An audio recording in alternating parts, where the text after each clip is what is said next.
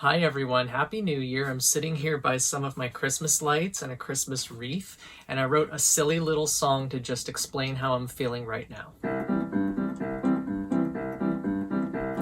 Leave your lights up.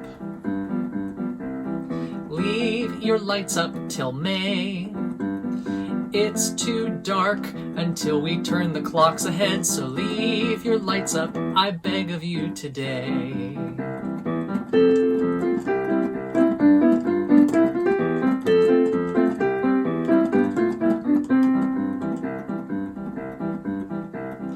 I'd leave them up all year if I could. Taking them down makes me blue.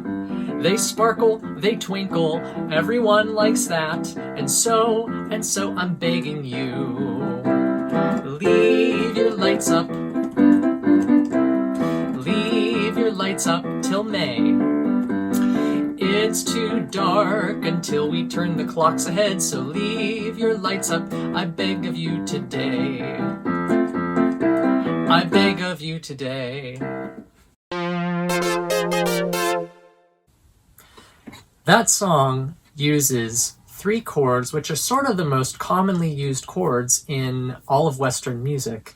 What we call, for our purposes, the 1 chord, the 4 chord, and the 5 chord.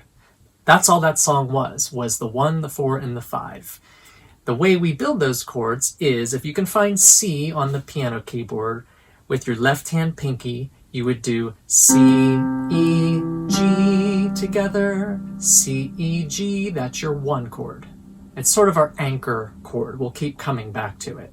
Then the 4 chord would be C, F, and A, C, F, and A. That's the 4. Then we go back to the 1, our anchor, C, E, G, C, E, G. Now the 5 chord, a little different. It sort of looks like a pinch of salt. The way we do it right now, it would be F and G, F and G, and then back to the 1, C, E, G. So I do these chords very early on with beginners. It actually sort of opens up a whole world because it actually allows the student to play songs kind of right away, as opposed to only doing piano exercises. So again, it's the 1, C, E, G, the 4, C, F, A, and the 5, which is like a pinch of salt, F and G, back to the 1. And of course, we build on those chords. They become a little more complex as we go. So Happy New Year again, and stay safe, stay healthy. And if you wouldn't mind, please leave your lights up, I beg of you today.